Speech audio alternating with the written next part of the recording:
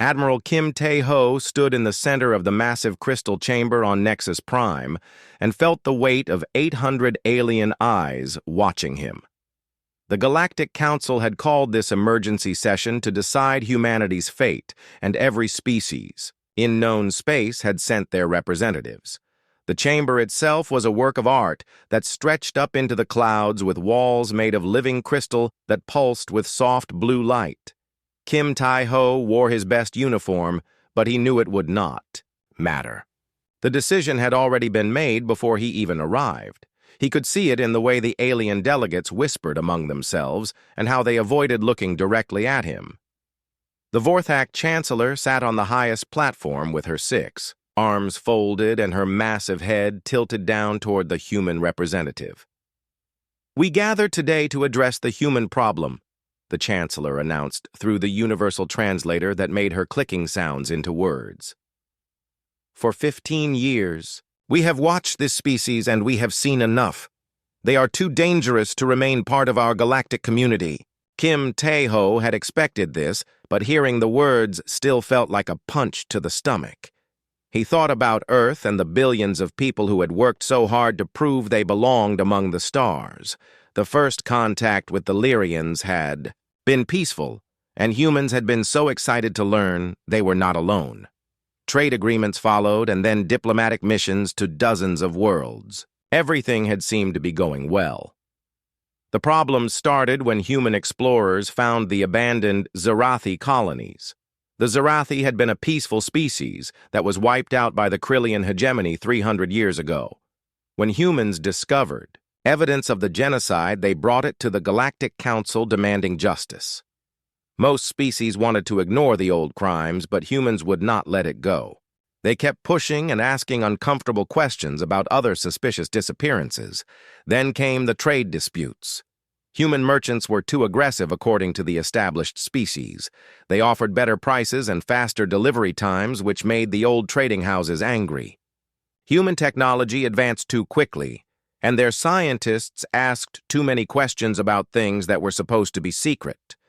The final straw was when human diplomats discovered that several council species were keeping slave populations and demanded immediate action. "The evidence is clear," continued the Chancellor while gesturing to the massive screens that showed human history. "Look at their past. Countless wars among their own kind, weapons that can destroy entire planets, a culture built on competition and conflict. They have been peaceful for only 15 years, but their nature cannot be changed." The screens showed images from Earth's history. Ancient battles with swords and shields, world wars with massive armies, nuclear weapons exploding in mushroom clouds. The alien delegates made sounds of disgust and fear as they watched humans fighting humans across thousands of years. Kim Tae-ho wanted to speak, but protocol demanded silence until the formal charges were read. He watched as his species was painted as violent monsters who could not be trusted. The screens did not show human art or music or the way people helped each other during disasters. They did not mention how quickly humans had adapted to galactic society or how they had prevented 3 conflicts between other species through careful diplomacy. Furthermore, the Chancellor continued, human expansion is too rapid. In just 15 years, they have established colonies on 47 worlds. They reproduce too quickly and consume too many resources. Their population growth threatens the careful balance we have maintained for millennia. This was another lie, but Kim Tae-ho could not say so. Human colonies were small and careful about environmental protection.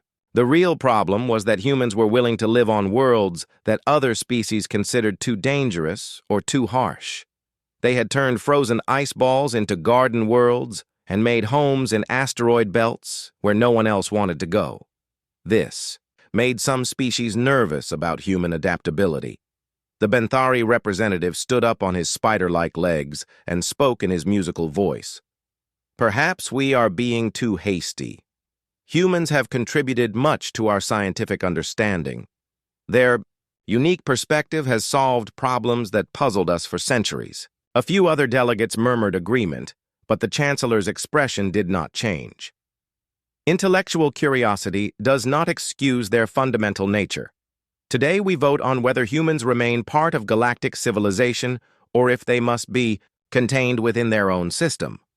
The voting began with each species announcing their decision. The Krillians voted for immediate containment, which was no surprise since they were the ones who had committed the genocide humans discovered. The hexapods followed their allies as expected.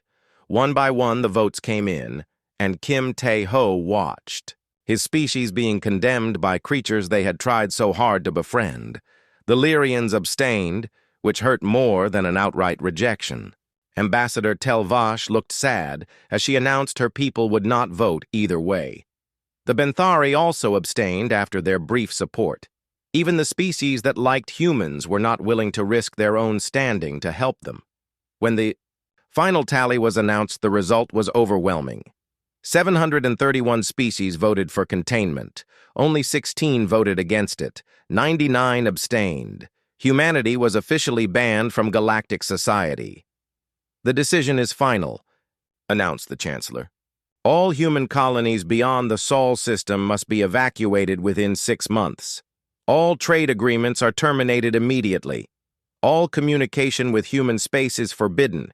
Any species that violates these restrictions will face the same punishment." Kim Tae-ho was finally allowed to speak, but there was little point. "This is a mistake that you will regret. Humanity has done nothing to deserve this treatment. We have followed every law and honored every agreement. You condemn us for our past while ignoring our present actions. Your words prove our point," replied the Chancellor. "Even now you argue and resist instead of accepting the wisdom of your betters. This is exactly the aggressive behavior we seek to contain." Security guards moved forward to escort Kim Tae-ho from the chamber. They were polite but firm as they guided him toward the exit. As he walked past the alien delegates, he saw mixtures of fear, disgust, and what might have been guilt on their various faces. Some looked away when he met their eyes. The walk to the spaceport took 30 minutes through the crystal corridors of the capital city. Kim Tae-ho had always found Nexus Prime beautiful with its impossible architecture and floating gardens. Now it felt cold and hostile. Other humans at the spaceport looked shocked when they heard the news. Diplomats and traders and scientists who had spent years building relationships with alien species learned that all their work meant nothing. As his ship prepared for departure, Kim Tae-ho activated a hidden quantum communicator built into his uniform. The device was so small that alien scanners had never detected it. "Dr. Park Jin-woo," he whispered, while pretending to check his equipment. "Execute Protocol Defiance. They have made their choice." The message would take several hours to reach Earth through the quantum relay network, but Kim Tae-ho knew it would arrive safely. He also knew that Dr. Park Jin-woo had been waiting for this exact message for 10 years. Humanity had hoped for the best but prepared for the worst. And today, the worst had happened. The ship lifted off from Nexus Prime and began its journey back to human space. Kim Tae-ho looked back at the crystal world through the viewport and wondered if the aliens really thought they could contain humanity with a simple vote. They would learn soon enough that humans were much more dangerous when they were cornered than when they were trying to be friends. Dr. Park Jin-woo received the quantum message in his underground office 5 kilometers beneath the Pacific Ocean and immediately activated every hidden facility across the solar system. The Terra Defense Initiative had been preparing for this day since first contact with alien species 15 years ago. While diplomats smiled and signed treaties on the surface, engineers and scientists worked in secret to ensure humanity would never be helpless again. The facility around Park Jin-woo buzzed with activity as thousands of people emerged from hidden sections that most employees never knew existed. The official research station studied deep ocean life and mineral extraction, but that was just a cover story. The real work happened in the sealed levels, where humanity's best minds had spent years developing weapons and ships that could challenge any alien military. Park Jin-woo walked through the main operations center, where holographic displays showed the locations of 43 hidden facilities throughout the solar system. Each facility had a specific purpose, and all of them had been built using materials and techniques that alien sensors could not detect. The aliens thought they knew everything about human technology, but they had only seen what humanity wanted them to see. Colonel Lee Min-ho commanded the Mars Forge facility carved deep into Olympus Mons, where the mountain's natural magnetic field masked all energy signatures.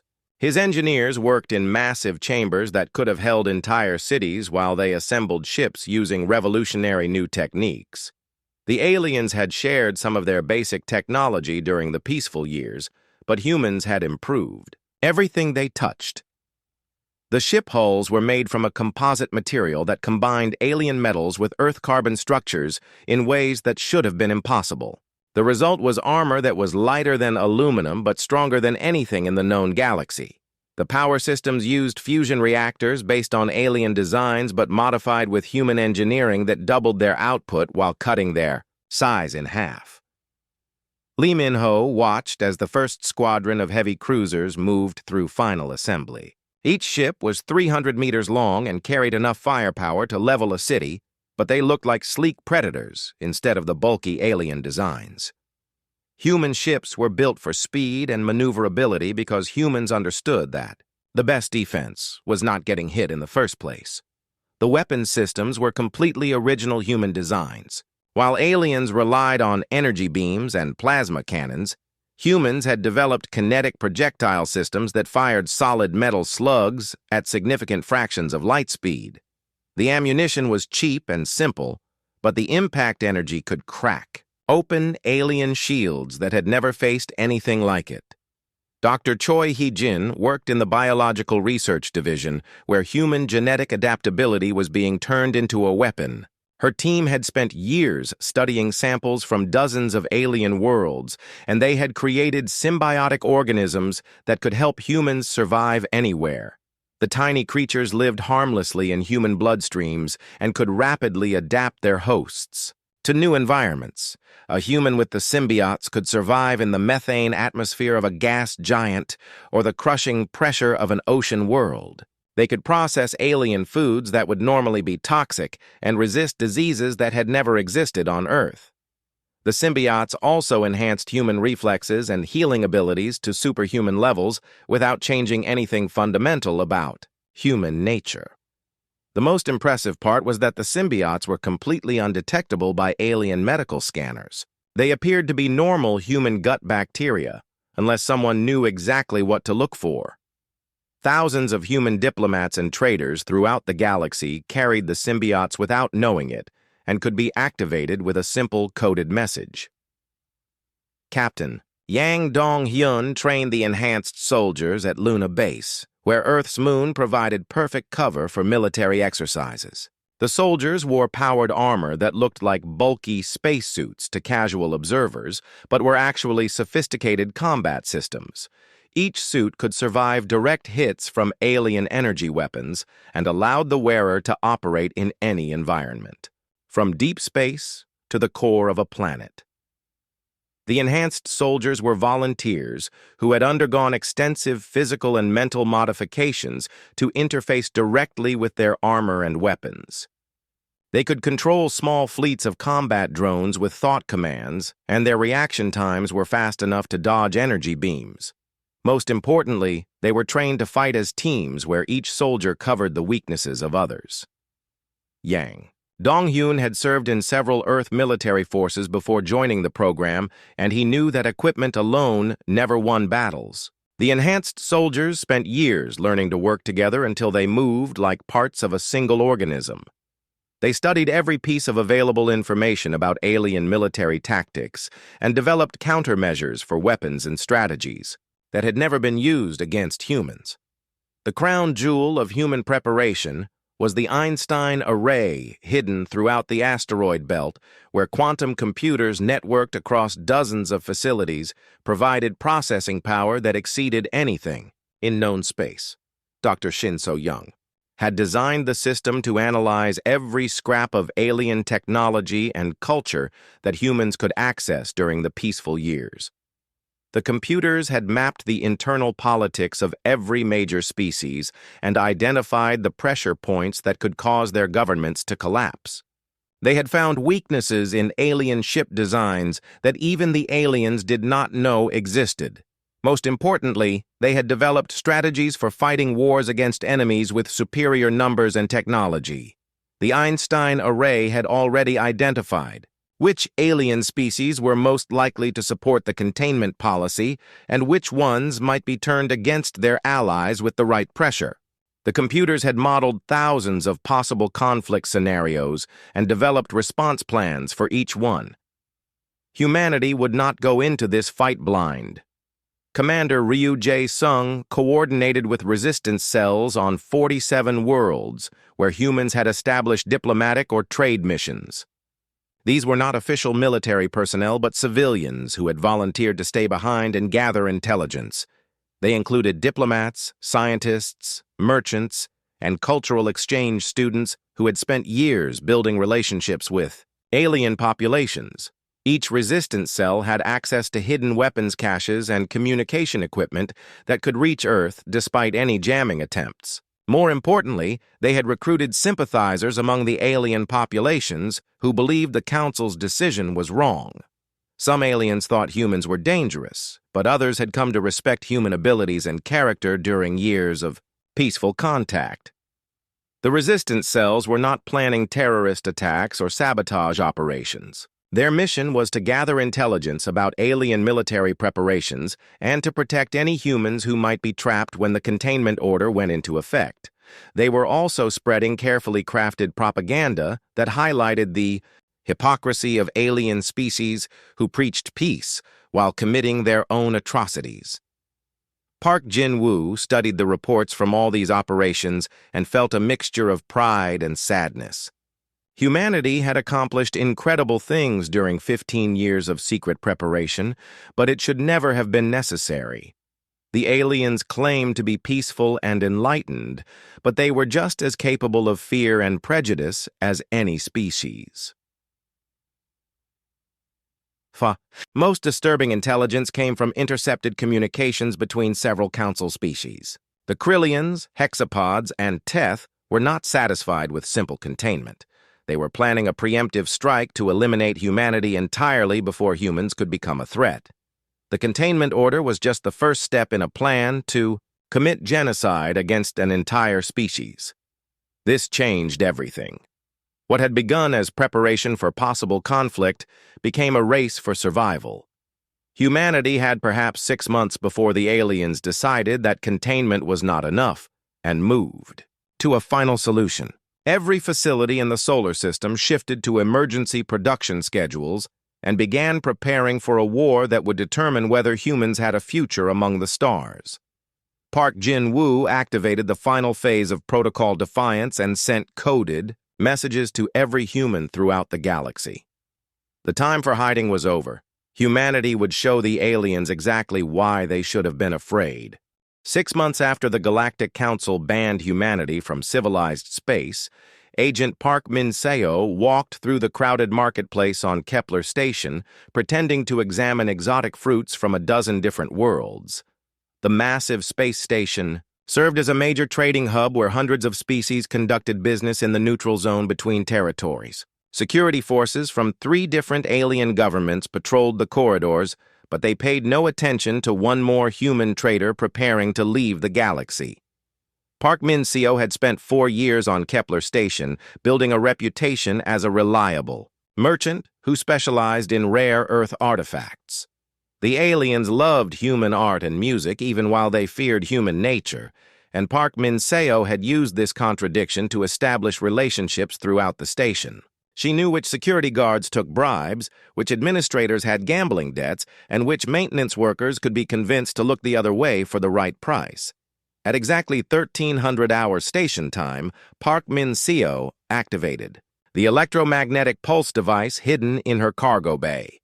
The pulse was carefully calibrated to disable specific alien technologies without affecting human equipment. Throughout the station, gravity generators flickered and security cameras went dark. Emergency lighting cast everything in red shadows, while confused alien voices echoed through the corridors. The attack on Kepler Station was perfectly coordinated with 46 simultaneous strikes across the galaxy, on every world where humans had established diplomatic or trade missions.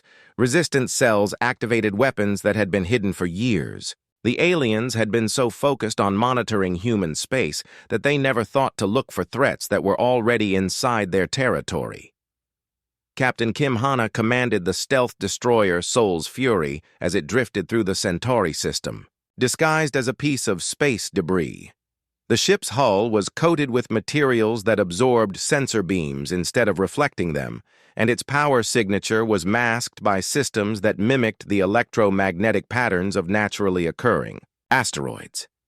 The Sol's Fury was humanity's first successful attempt at building a ship that could penetrate alien space undetected. The design combined captured alien stealth technology with human innovations that pushed the limits of what should have been possible.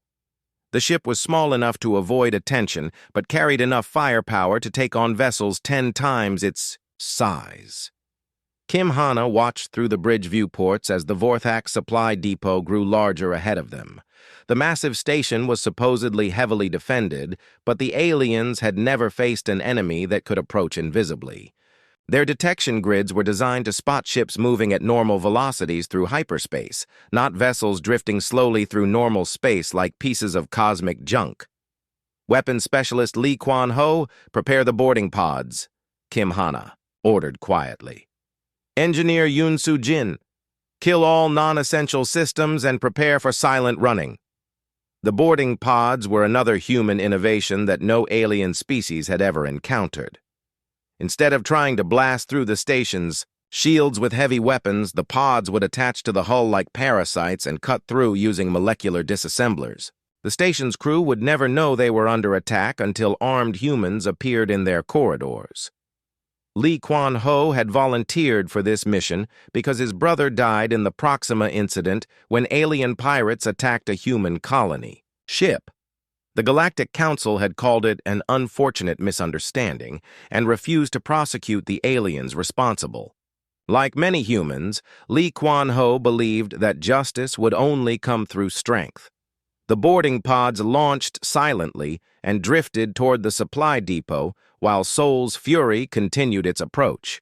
Inside each pod, enhanced soldiers checked their weapons and reviewed the station's layout one final time.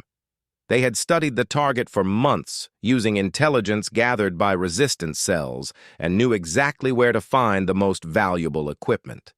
The molecular disassemblers made no sound as they cut through the station's outer hull. The holes they created were small enough to avoid triggering pressure alarms, but large enough for soldiers in powered armor to squeeze through. Within minutes, 20 human soldiers were moving through the station's maintenance tunnels toward critical targets. Yoon Soo-jin monitored the operation from Sol's Fury while keeping the ship's systems running at minimum power. She had started her career as a civilian engineer on a deep space mining platform, but joined the military after the Council's ban was announced. Like many humans, she felt betrayed by species they had tried so hard to befriend. The enhanced soldiers moved through the station like ghosts. Their armor's stealth systems made them nearly invisible, while their enhanced reflexes allowed them to avoid the few alien crew members they encountered. The aliens were completely unprepared for this type of attack, and most of them never realized what was happening until it was too late. The primary target was the station's shield generator array. The alien shields were incredibly powerful, but they had a fundamental weakness that human computers had identified years ago.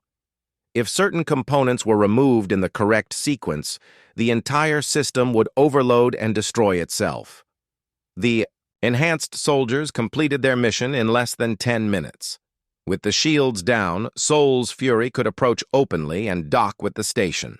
Kim Hana led a larger boarding party to secure the most valuable equipment while automated. Systems downloaded every file in the station's computers. The aliens had stored technical specifications for advanced weapons and ship designs that would give humanity a significant advantage. Meanwhile, on Earth, Dr. Bae Jun-seok maintained the deception that kept alien monitoring fleets from realizing what was happening. His team had spent months preparing false communications and sensor readings that would make it appear as though humanity had accepted defeat and was focusing on internal development. The fake transmissions showed human colonies being evacuated and industrial facilities being converted to civilian purposes. Alien intelligence analysts saw exactly what they expected to see: a defeated species retreating into isolation. They had no idea that every message was carefully crafted to hide the largest military buildup in human history. Bae Jun-seok's psychological profile of alien psychology had predicted exactly how they would react to the containment order. Most species were fundamentally conservative and preferred to avoid conflict whenever possible. They would convince themselves that humanity was no longer a threat as long as the evidence supported that conclusion. The deception worked perfectly for 3 days until Colonel Jong Da-hoon's reconnaissance team made a discovery that changed everything. They had infiltrated a Krillian military facility and accessed communications between the 3 most aggressive alien species. The Krillians, hexapods, and Teth were not satisfied with containment and were planning to exterminate humanity entirely. The intelligence showed detailed invasion plans for the Sol system, including planet-killer weapons that would sterilize Earth and every human colony. The 3 species had been secretly building a massive fleet while publicly supporting the peaceful containment policy. They planned to present the other Council species with a fait accompli once humanity was extinct. Jeong Da-hoon transmitted the intelligence back to Earth using quantum communication systems that the aliens could not intercept. Within hours, every human commander received updated orders. This was no longer about fighting for equality or respect. This was about survival.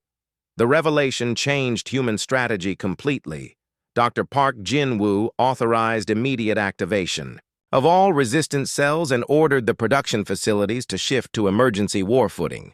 Every ship that could carry weapons was pressed into service, and every human with military training was called up for active duty. The most disturbing part of the alien plan was its timeline. The extermination fleet was already assembling in secret, staging areas, and would be ready to attack within weeks. Humanity had run out of time for careful preparation and would have to fight with whatever they had ready. Park Min-seo's team on Kepler Station completed their mission by destroying the station's communication array and escaping in captured alien ships. Similar operations succeeded on most of their targets, giving humanity access to advanced alien technology while denying the aliens information about human capabilities. But the first strikes were just the beginning.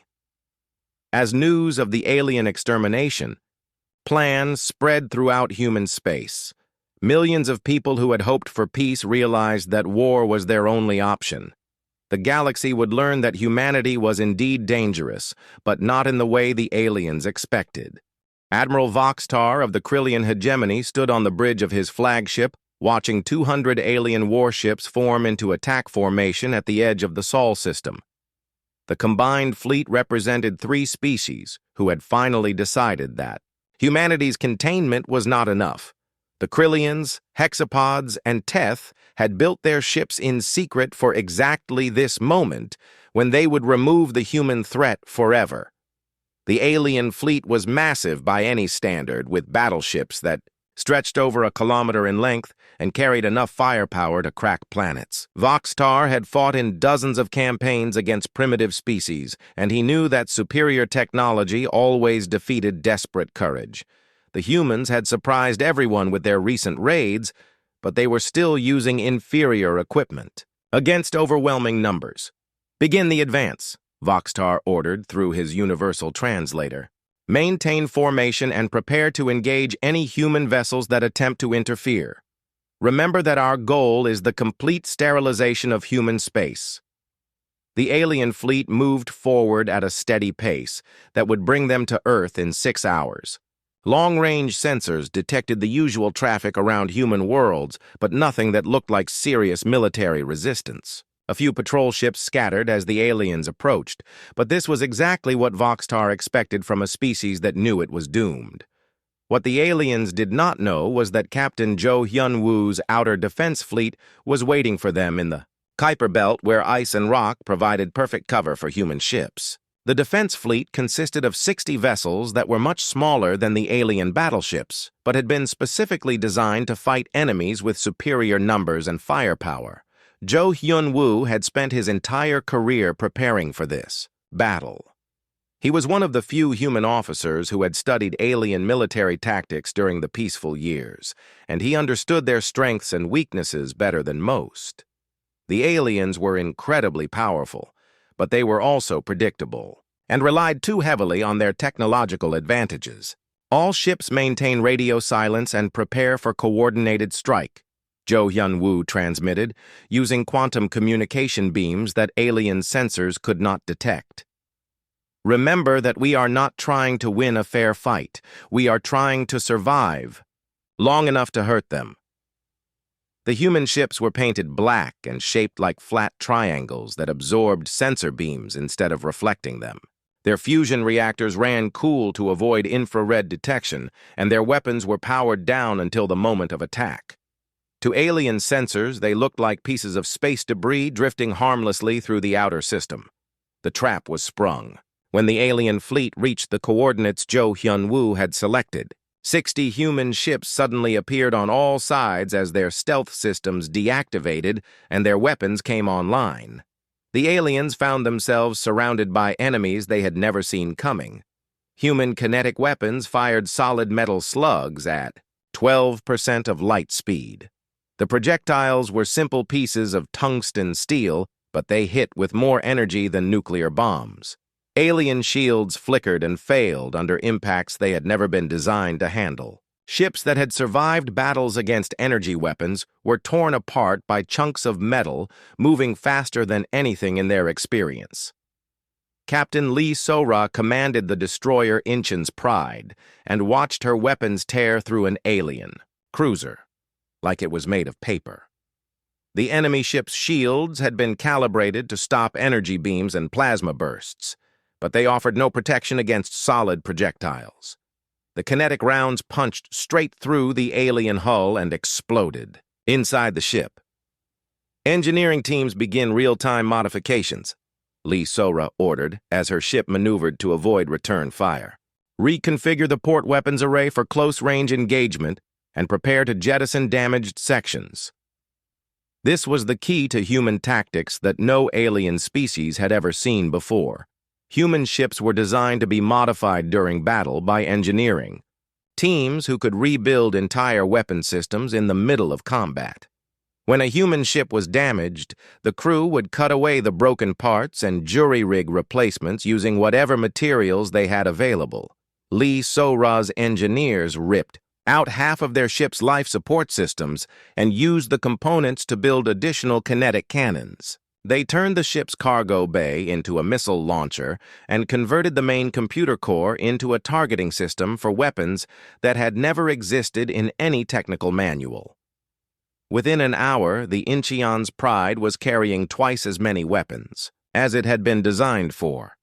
The aliens were trained to fight methodical battles where fleets maneuvered carefully and exchanged fire at long range until one side retreated. They had never faced an enemy that treated damaged ships as guided missiles or rebuilt their weapons in the middle of combat. Human tactics seemed insane, but they were devastatingly effective. Dr. Kang Min-young's Psychological Warfare Division broadcast across galactic communication networks while the battle raged in the Kuiper Belt. Her team had prepared months of evidence showing that the Krillian extermination plan violated every treaty and law that governed galactic civilization. The broadcasts included intercepted communications and classified documents that proved the conspiracy. The evidence caused immediate chaos among the moderate alien species who had supported containment, but never agreed to genocide. The Lyrians and Benthari demanded emergency council sessions to investigate the accusations. Other species began to question whether they had been manipulated into supporting policies they never fully understood. Kang Min-young had studied alien psychology for years, and she knew exactly which pressure points would cause their society to fracture. The broadcasts were carefully designed to exploit the existing tensions between different alien factions and turn them against each other. Fear of humanity was strong, but fear of each other was even stronger. The tide of battle turned completely when Commander Park Tae-jin's Deep Strike fleet emerged from hyperspace at 12 major alien worlds simultaneously. The humans had spent months identifying the most important military and industrial targets in Krillian, Hexapod, and Teth space. The strikes were perfectly coordinated to cause maximum disruption with minimum casualties. Park Tae-jin commanded the assault on the Krillian homeworld, where his small fleet faced orbital defense platforms that should have been impossible to defeat. But the human ships were not trying to invade or conquer. They were conducting surgical strikes against specific targets while broadcasting a message that would change everything. Attention citizens of the Krillian hegemony, Park Tae-jin announced on all frequencies. We are not here to harm civilians or destroy your cities. We are here to rescue the thousands of alien refugees your government has imprisoned in violation of galactic law. The Deep Strike missions were not invasion forces but rescue operations. Human intelligence had identified concentration camps and slave labor facilities throughout the territory of all three hostile species. While the galaxy debated humanity's aggressive nature, the aliens had been committing atrocities that made human history look peaceful by comparison. The rescue operations were broadcast live across the galaxy as human soldiers evacuated aliens who had been imprisoned for speaking against their governments or for belonging to minority groups that were considered undesirable. The rescued aliens included Lyrians, Benthari, and dozens of other species who had been secretly disappeared by the three aggressive powers. Dr. Yang Yun-ji led the medical teams that treated rescued aliens aboard the human ships. Her innovations in battlefield medicine saved thousands of lives while demonstrating that humanity's capacity for violence was matched by their capacity for mercy. The broadcasts showed human medics working desperately to save aliens who had been tortured and starved by their own kind. The images were devastating to alien public opinion. Species that had voted to contain humanity because they were too aggressive watched human soldiers risking their lives to save alien civilians from alien governments. The moral contrast was so stark that even the most paranoid species began to question their assumptions about human nature. Admiral Voxtar watched his fleet disintegrate around him as human ships swarmed through his formation like angry wasps. His superior numbers meant nothing when human ships could appear anywhere without warning and disappear just as quickly. His advanced shields were useless against weapons that no one had thought to defend against. All ships retreat to hyperspace, Voxtar ordered as another of his battleships exploded under human fire. This engagement is terminated, but retreat was not as simple as the alien commander hoped. Human ships had positioned themselves to block the hyperspace exit points, and the alien fleet found itself trapped in normal space with enemies that refused to fight fair. Ships that tried to escape were picked off one by human vessels that moved faster and hit harder than anything in their experience. The Battle of the Kuiper Belt ended with the complete destruction of the alien extermination fleet. Only a handful of ships escaped to carry news of the disaster back to their homeworlds. The three species that had planned to exterminate humanity found themselves facing demands for explanations from the rest of the galaxy. Jo Hyun-woo surveyed the wreckage of the alien fleet and felt no satisfaction in the victory. Too many humans had died in the battle, and the war was far from over. Admiral Kim Tae-ho stood on the bridge of the flagship New Seoul as the human Confederation fleet approached Nexus Prime for the final confrontation. 6 months of warfare had changed everything in the galaxy. The three aggressive species that planned to exterminate humanity had been defeated, but the moderate aliens were still afraid that humans would seek revenge against everyone who had supported the containment order. The crystal world looked exactly the same as it had when Kim Tae-ho was banished from galactic society, but everything else had changed. 3 separate fleets waited in orbit around Nexus Prime. The hardline coalition, led by the surviving Krillian forces, wanted to continue the war until humanity was destroyed. The moderate council forces under Lyrian Admiral Tel Vash hoped for a negotiated peace. The Human Confederation had come to join the galactic community as equals. All fleet commanders, this is Admiral Kim Tae-ho, he broadcast on all frequencies. We are not here to conquer or to seek revenge. We are here to take our rightful place as members of galactic civilization. Any species that wishes to continue this war will face the consequences, but we offer friendship to those who want peace. The human fleet was smaller than the other 2 forces, but every alien commander knew that numbers no longer mattered. Human ships had proven they could defeat any enemy regardless of technological superiority or numerical advantage. The wreckage of dozens of alien fleets throughout the galaxy testified to human military capabilities. Dr. Yang Yun-ji worked in the medical bay of the New Seoul, treating wounded from all 3 fleets. Her medical teams had been saving alien lives throughout the war, and she had become famous across the galaxy as the human doctor who never asked about species or politics before providing treatment. Her innovations in battlefield medicine had revolutionized trauma care for dozens of alien species. Bring the hexapod casualties to Bay 3, Yang Yun-ji ordered as another batch of wounded arrived. Make sure the atmospheric mixture is correct for their physiology and prepare the synthetic blood substitutes. The wounded aliens looked terrified when they realized they were being treated by humans, but Yang Eun-ji's reputation preceded her. Every species in the galaxy knew about the human doctor who had saved more alien lives than any military commander had taken. Her medical teams worked around the clock to prove that humanity's strength came from protecting others, not from destroying enemies. The final battle began when the Krillian coalition launched a desperate attack against Nexus Prime itself. The surviving hardliners had decided that if they could not destroy humanity, they would destroy the galactic capital and force all species to choose sides in a larger war. The planet-killer weapons that had been intended for Earth were now aimed at the crystal world below. Captain Lim Hyun-soo commanded a small squadron of human fighters that intercepted the Krillian planet killer before it could reach its target. The massive weapon was the size of a battleship and carried enough explosive power to crack Nexus Prime like an egg. Stopping it would require someone to get close enough to disable the warhead manually. This is Lim Hyun-soo to all fighters, he broadcast to his squadron. The weapon's shields are too strong for our missiles, but the control systems are vulnerable to direct assault. Follow me in and prepare for close-range attack.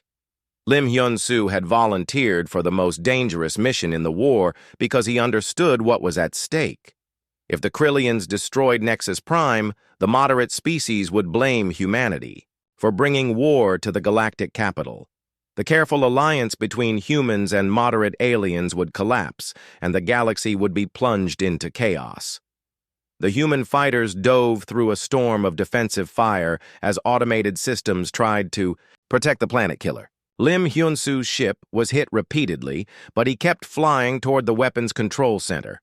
His fighters followed him through the defensive grid, even as their numbers were cut down by alien point defense systems. Control center in sight, Lim Hyun-soo announced as his damaged fighter approached the weapon. Beginning final attack run. If this does not work, tell my family that humanity is worth dying for. The fighter squadron sacrificed themselves to plant explosive charges on the planet killer's control systems. The massive weapon tumbled out of control and exploded harmlessly in space, while Nexus Prime remained safe below. The heroic sacrifice proved to every alien species that humans would die to protect others, even when those others had recently been enemies. Admiral Tel Vash of the Lyrian Republic watched the human sacrifice and finally understood what her species had missed about humanity. The aggressive behavior that so many aliens feared was not mindless violence, but protective instinct directed toward anyone that humans considered part of their community. The same passion that made humans dangerous in war made them loyal allies in peace. All Lyrian ships, stand down weapons and prepare to assist human forces, Telvash ordered. The coalition has shown their true nature by attacking innocent civilians. Humanity has shown theirs by dying to protect those same civilians. The moderate alien forces joined the humans in the final assault against the coalition hardliners. The combined fleet overwhelmed the remaining Krillian ships and captured their leaders for war crimes trials. The three species that had planned genocide found themselves facing justice from a galaxy that no longer tolerated their aggressive behavior. Dr. Choi Sang-hoon led the integrated research teams aboard New Geneva Station as construction began on the joint facility that would symbolize the new galactic order. The station was designed using both human and alien technology to create something that neither species could have built alone. It would serve as a research center where humans and aliens worked together toward common goals. The gravitational generators are functioning within acceptable parameters, Choi Sang-hoon reported to the construction teams. The human structural modifications have increased efficiency by 30%, while the alien environmental systems provide perfect atmospheric control. New Geneva Station represented everything that humanity had hoped to achieve when they first reached for the stars. It was a place where different species could work together, despite their differences, and create something greater than any of them could accomplish alone. The research conducted there would benefit everyone in the galaxy. The new galactic charter was signed in the crystal chambers of Nexus Prime, where humanity had once been condemned. Representatives from over 400 species gathered to create a government that would protect the rights of all member worlds while preventing any single group from dominating others. Kim Tae-ho signed the charter on behalf of humanity, while alien representatives who had once voted for containment now welcomed humans as founding members of the reformed Galactic Alliance. The ceremony was broadcast across the galaxy to billions of people who had learned that diversity made civilizations stronger rather than weaker. Today we begin a new era, Kim Tae-ho announced as he placed his signature on the historic document. Humanity joins this alliance not as conquerors or as subjects, but as partners who are committed to protecting the rights and freedoms of all species. The charter established new principles that would govern galactic civilization. No species could be excluded from the community based on their nature or their history. Military action was permitted only in defense of others, never for conquest or revenge. All member species would contribute their unique strengths to common goals while maintaining their individual cultures and identities. The war crimes trials that followed revealed the extent of atrocities committed by the three aggressive species. Concentration camps, slave labor facilities, and secret extermination programs had operated throughout their territory for centuries. The moderate species realized that they had been manipulated by propaganda that portrayed victims as threats and threats as victims. Dr. Park Jin-woo testified at the trials about humanity's defensive preparations and how they had been forced to build weapons in secret because diplomatic solutions had failed. His testimony helped the galaxy understand that human military strength was a response to aggression rather than its cause. We prepared for war because we knew that some species would never accept our right to exist, Park Jin-woo explained to the tribunal. We hoped that our preparations would never be needed, but we were not willing to trust our survival to the good intentions of others. The trials established legal precedents that would prevent future genocides and created monitoring systems to ensure that no species could secretly build weapons of mass destruction. The galaxy had learned that eternal vigilance was the price of peace, and that military strength in the hands of defenders was necessary to protect the innocent. Admiral Kim Tae-ho's final log entry reflected on how humanity's preparation for war had ultimately led to a more lasting peace. The galaxy had forced humans to prove their worth through conflict, but the experience had created bonds between species that diplomacy alone could never have achieved. They thought our capacity for violence made us dangerous, Kim Tae-ho wrote. They were right. But what they did not understand is that the same passion that makes us fierce in battle makes us fierce in protecting those we care about. Now that includes the galaxy itself.